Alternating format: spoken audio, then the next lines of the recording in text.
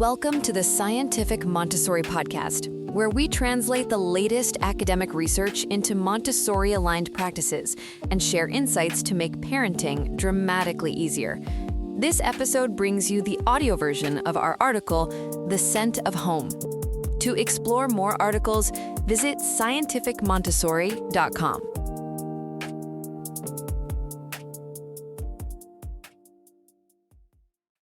The theme is practical life, and when we talk about ages 3 to 6, it usually turns into daily life is important, increase sensory experiences, let kids help in the kitchen, but others have already said all that. True. So continuing from the 0 to 3 article, let's dig deeper into the 5 senses. Sensory information can be broadly divided into 2 groups. In terms of sense organs, one group is the eyes and ears. The other is everything else, nose, mouth, and touch. Do you know the difference?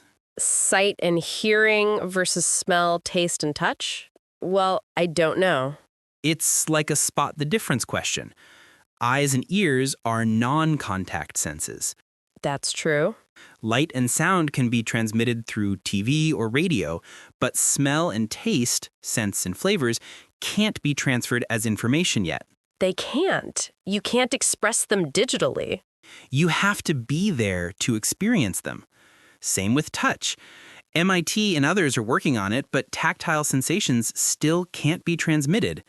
Smell, for instance, involves receiving chemical substances, and 90% of taste is actually smell. So we're mostly tasting through our noses. Right.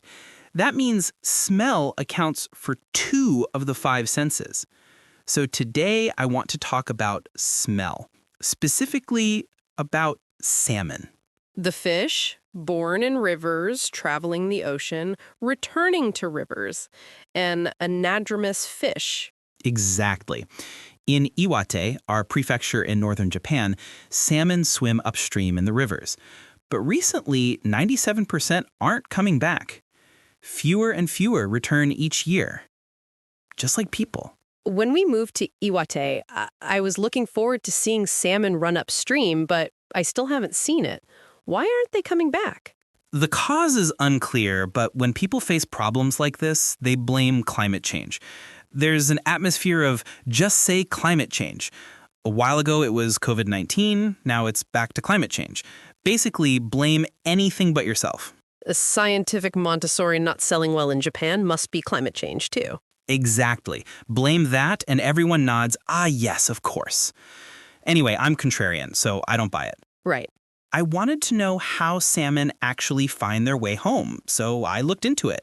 For those unfamiliar, salmon are anadromous. They hatch from eggs in a river, head out to sea, and in Japan's case, spend about 4 years circling the Pacific before returning to the same river. A 4-year journey. Here's what's strange. Rivers are freshwater. Right? No salt. And the ocean is saltwater, different osmotic pressures. How does that work? For a human, it'd be like suddenly switching your drinking water to seawater every day. That's a huge strain on the body. They go off on this intense warrior training. Remember when Shohei Ohtani, the baseball superstar, wanted to go straight from high school to the American major leagues? He was told the osmotic pressure was too high, so he joined a Japanese pro baseball team, the Nippon Ham Fighters, first to acclimate to the pro world before heading to the majors. That's right.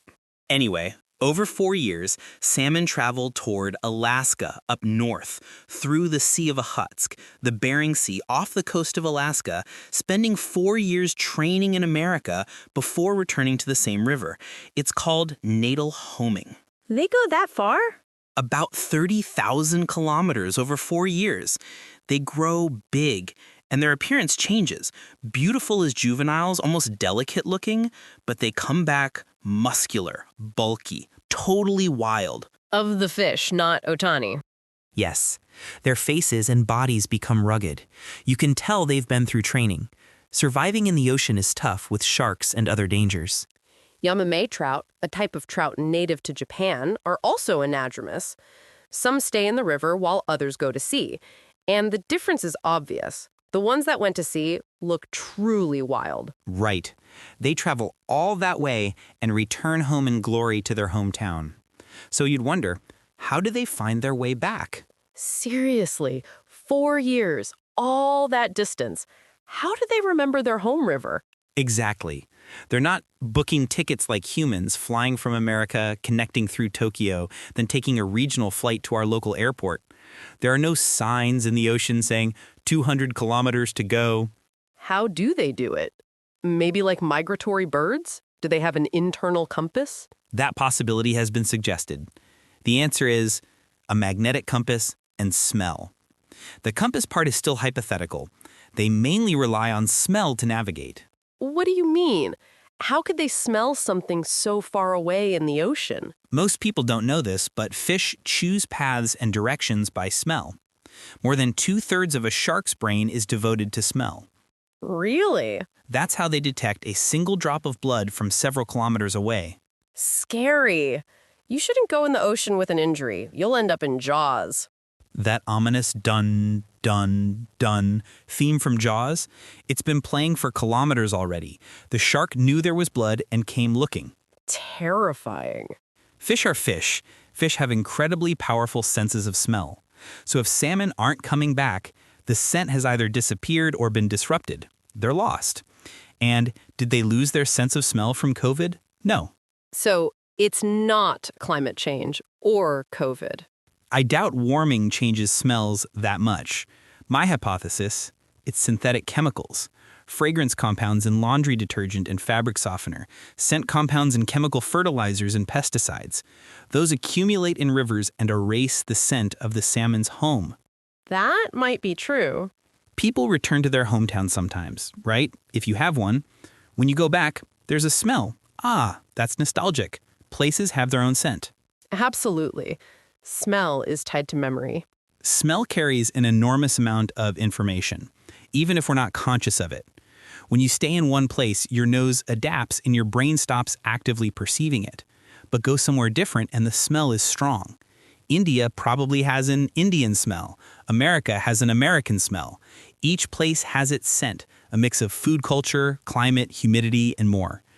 If there's this much variation within a single country like Japan, the natural world must be the same. It's not strange that salmon remember and can distinguish the scent of where they were born.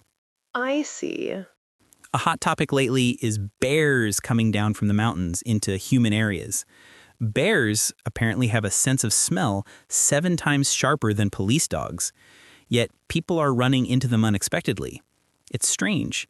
Maybe strong synthetic fragrances are disrupting their noses. Maybe they can no longer detect human scent. That's one hypothesis. Losing a functional sense of smell is fatal for wildlife.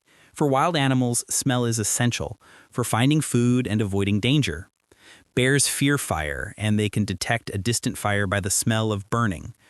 Wildfires are the scariest thing for wildlife. They can avoid fire thanks to their sense of smell.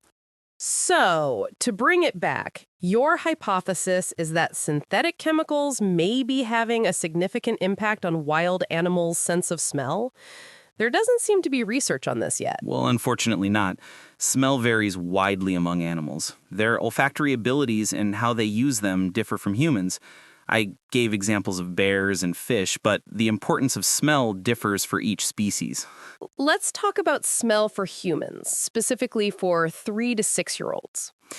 As I said at the start, sensory information divides into 2 categories. Eyes and ears can basically be satisfied by TV, but smell cannot. So the key senses are smell, taste, and touch. If you set up the environment to prioritize these 3, it becomes harder to fake things. If you include sight and hearing when thinking about sensory environments, TV and digital media sneak in. But if you focus on smell, taste, and touch, you naturally avoid artificial chemicals. You move toward natural aromas, plant scents. Real herbs, for example. If kids only eat chemical-laden snacks, everything tastes the same. They miss the variety within bitter, sweet, sour. By the way, limonene is apparently the strongest scent molecule in citrus. It's the most abundant fragrance compound in lemons, but natural things contain about 100 scent compounds, and subtle differences create nuanced fragrances. Children can probably distinguish them. In fact, there's a pine tree called Japanese red pine that contains limonene, and my eldest daughter noticed it smells like lemon. So my point is that artificial, tasteless, and odorless Montessori materials alone aren't enough. There's something called the smelling bottles, small opaque jars with aromas or herbs inside. You prepare pairs with the same scent, and children match them. But that alone isn't enough. Instead of buying herbs, grow them yourself. We grow various herbs in planters in front of our house. We grow them, harvest them, play scent-guessing games, use them in cooking, steep them in hot water for herbal tea, and lately we've been adding the brew to the bath for a medicinal soak. We've even made potpourri. Right. And incense too, real sandalwood.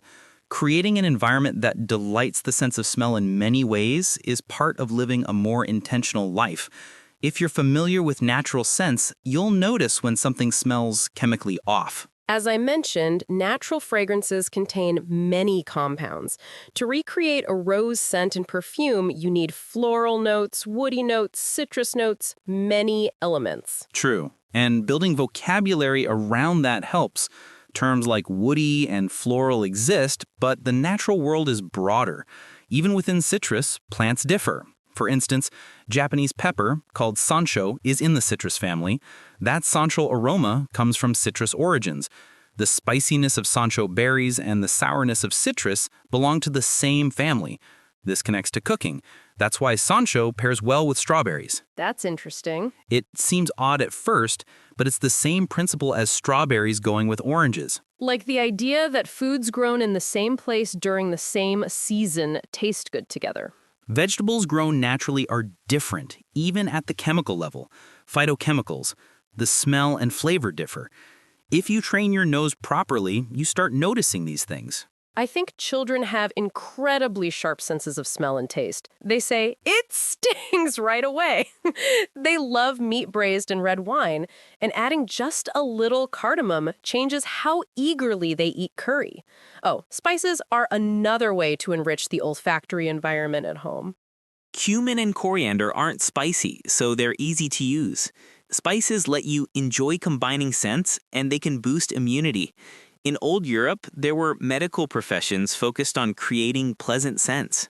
Health conditions show up in body odor, so noticing your child's scent is important. Strong artificial fragrances might mask that. Smell alone is incredibly deep.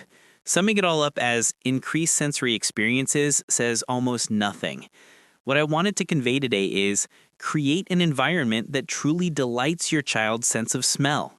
And returning to the beginning, salmon remember something from 4 years earlier. From their perspective, a distant memory of early life. Their home scent has changed and they can't find their way back. Salmon who can't return home. It's sad. It is sad. People think if they release lots of fry, salmon will come back upstream, but maybe the cause lies elsewhere.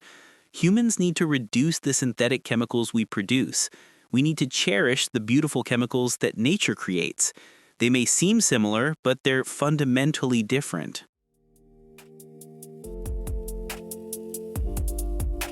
Thank you for listening to the Scientific Montessori podcast. We hope today's episode helped you see how research and Montessori principles can make parenting simpler and more meaningful.